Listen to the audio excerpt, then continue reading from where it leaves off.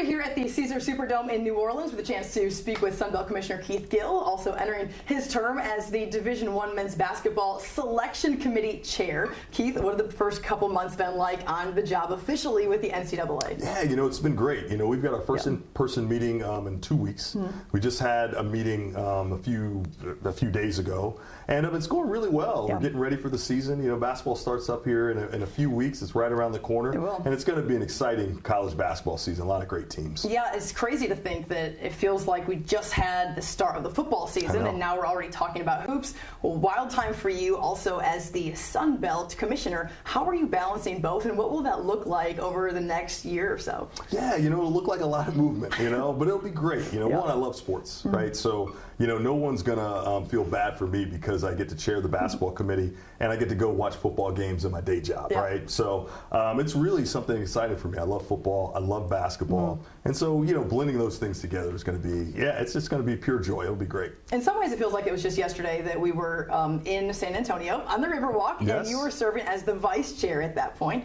Had a chance to talk a little bit about what that was like then. What did you learn in that time serving as the vice chair that kind of got you ready for what's ahead now? Yeah, it's great. So Bubba Cunningham, the AD at North Carolina, was the chair, and just getting a chance to kind of sit and kind of watch him work, the way he led the meetings, the way he kind of represented the committee, the way he kind of steered us through some really difficult issues has really been helpful for me. I could kind of role play and got a little taste of it in selections last year because there were certainly some things that some people would say were controversial that I certainly got a chance to step in and see. So it's nice. I had a dry run last year, and I'll get to really do it for real this year. For you sitting in those meetings, is it stressful? Is it fun? Probably a little bit of both. Yeah, I think it's stressful and fun. It's hard because you never have enough spots. There's so many deserving teams, but you only have 68 spots. And so someone's going to be disappointed when they're left out.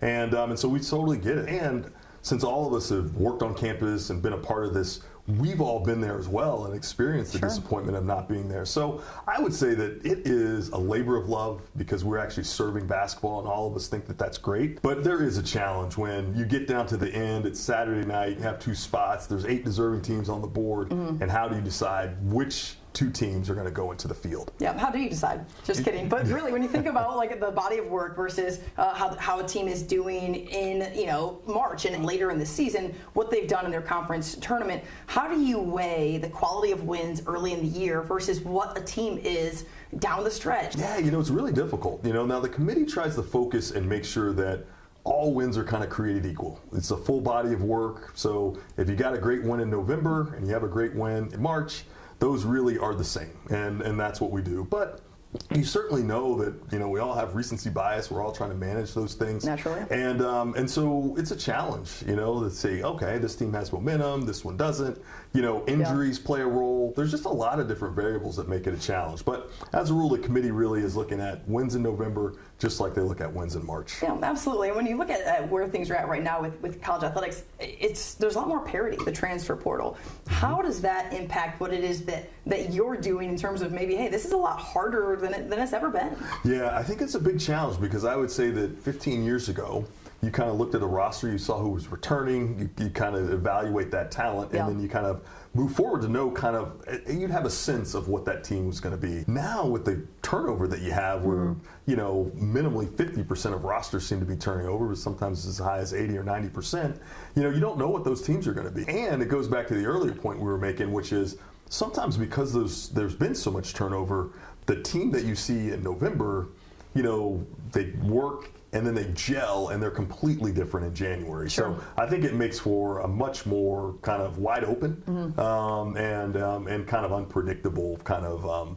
college basketball season and tournament. Yeah, last year the SEC had a record 14 teams, something just that's never been heard of. There was a time where this was only a football conference. Now you have 2 teams in the Final Four. What have you seen? You're an SEC guy. You understand what it is. Well, previously an SEC guy. You understand what it is that this conference is about. It's pretty impressive just to see what all this entails. Yeah, in the SEC, they really made a commitment to basketball. Kind of they had a moment, maybe like 10 or 15 years ago where they didn't have kind of the tournament entrance that they wanted. Thought they should have more, and they really sat down and studied it and really made some investments. And when you look at the type of coaches they have, when we look at the facilities they have, and we look at the money that they've invested in basketball, you can tell that they made an effort, and certainly, paid off last year. 14 teams, and they had the national champion in Florida. One and done is something that was kind of popular for a long time when it comes to some of the top caliber guys, but obviously with guys getting paid now, we're seeing people hang around a little bit longer, especially obviously when it comes to college football, 5-year guys that are getting all these headlines, getting paid. How's that impacting the sport of basketball? How are you kind of seeing that play out? Yeah, I think it's impacting it in very similar ways, right? I think conferences like ours, like our all-conference kind of players, a lot of times are transferring and going to, other conferences. And so it means that, you don't have a chance to develop kind of the continuity and build team. And a lot of times, like, we get our upsets because we had older teams. Sure. And now we have younger teams because they're just turning over all the time. So I think all the movement is a challenge. And I think folks are adjusting to it. I think that calming the movement down a little bit, I think, would be helpful for everyone. Yeah. I certainly think student athletes need agency, but to be able to transfer every year, I don't know that that's good for them, especially academic outcomes, and I don't think it's good for the system. I agree with you entirely. As a traditionalist myself, when you think about how to put the toothpaste back in the tube, though, how does the NCAA look at that? Of course, they're trying to do that a little bit when it comes to the NIL. I know that they've shortened the transfer period for football. Right, yeah. How do you do that kind of across the board, and so it's not like free agency? Yeah, I think the most important thing right now is, scoring. We need some help from Congress, right? Yeah. The courts have intervened in a way that doesn't allow the NCAA to kind of regulate its own affairs in that space.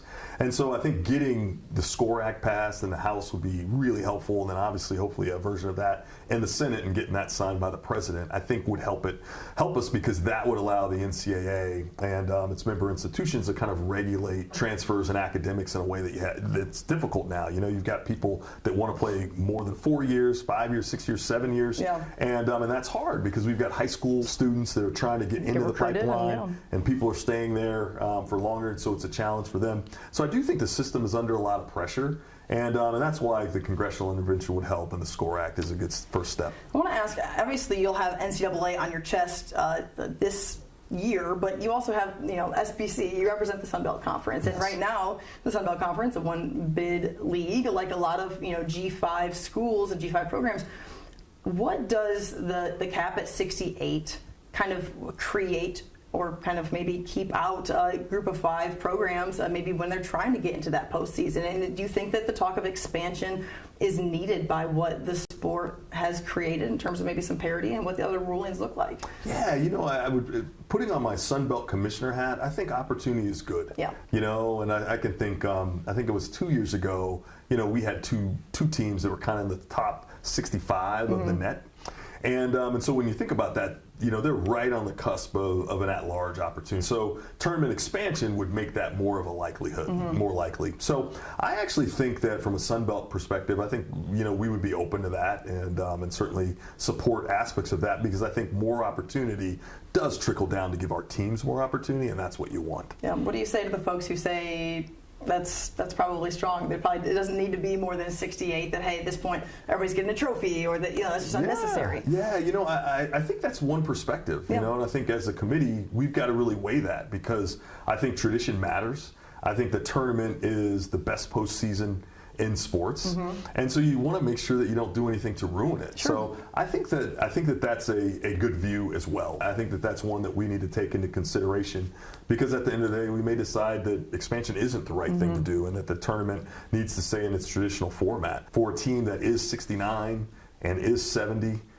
for those kids to have an opportunity to participate in the, and those coaches have an opportunity to participate in the tournament, those are opportunities of a lifetime. And so if we can give more, that doesn't seem like a bad thing, but we don't want to ruin something that's already great. When you look at the different cities that the regionals will be held, Houston, San Jose, Chicago, DC, and then of course Indy's hosting the Final Four. What do those cities just kind of bring to the table when it comes to, some of them are basketball towns, so there's some maybe that are some newer ones that we haven't been there in a minute. I think one of the great things is they bring diversity, right? You're trying to build fans in all parts of the country, so you're in the West Coast, you're in Texas, you're on the East Coast as well, you're in Chicago, and so you're also in major media markets, so that will, help kind of spread the word about college basketball and what a great sport it is, because everyone thinks about everything on the field or on the court, I guess, in this thing. But it's really about kind of the learning and the growth. I mean, obviously you were a student athlete, and you think about your time as a women's basketball player and how that impacted kind of who you are and the friends you have and the things you learn. Absolutely. And we're doing that times how many ever student athletes there are, so 100,000 student athletes. And so it's important for us to share that with everyone in the country. I think those cities help us do that. Obviously, these football stadiums, these NFL stadiums, they get packed out. I mean, there's certainly reason to have the crowd. In some ways, it does feel like the crowd is so taken out of the game a little bit too. How do you guys balance that? I know that's not something that's decided like 2 weeks ago necessarily, but how is that decided when you're trying to balance between, hey, okay, keeping the college basketball feel, but also trying to accommodate the fact that this is tournament time, it's March Madness. Yeah, I think it's hard, but we've been doing it for so many years now that I kind of think that it's just part of it. It's part of it. It really helps because I do think you want to have as many people as you can to be able to participate. That's as fans. You think about some of the little kids you see and the memories that they would have going to their first Final Four. Having 50, 60, 70,000 seats available versus 18, 19, or 20 makes a huge difference. So I do think, it's a balance that's really important. I think, fortunately, the staff has kind of figured it out and kind of got it right. And I think those venues have been really good, really energetic, and really good for basketball. Keith, the women's basketball has just blown up. Caitlin Clark, what has taken place over the last couple of years. How impressive has that been just as a viewer yourself? And then now also going into this role as the chair for the men's side, how do you just feel like these two games are just kind of marrying up in a way that is just helping the sport grow on a national, maybe international level too? Yeah, it's great. It's awesome to see kind of how the women's game is growing. We were just talking about moving to dome venues. They made a decision to do that, I think, in 28, but when in Indianapolis.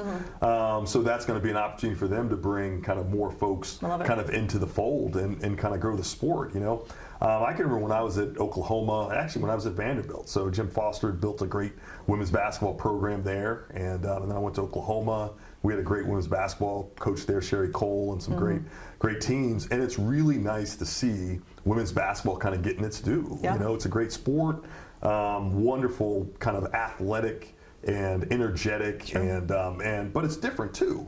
And so there's a lot of great things to appreciate about it that is different from men's basketball. And so I like to see it on a bigger stage. It's great to see it on TV so much. And see the visibility. So I think it's been great. I think it's been great for basketball generally, but certainly great for women's basketball. Before we let you go, kind of what does the next couple of months look like for you, and how often does the committee meet? How often do you guys chat? Are you watching basketball just every single day of your life for the next 8 months, or what? We'll be watching a lot of basketball. So people will be, managing kind of their conferences and trying to become experts in the basketball, and so that we can sit. We'll meet once a month, to talk about it. We'll meet in person, so we have our reveal in February where we reveal our kind of mid-season top 16, which will be great. And then selections will be here before you know it. Conference tournaments. So March Madness is just around the corner. Really excited. It's such a great time of year. It's the best time of year. Yeah, best postseason in sport. No doubt. Absolutely. Keith Gill, appreciate your time, sir. Thank you so much. All right, guys.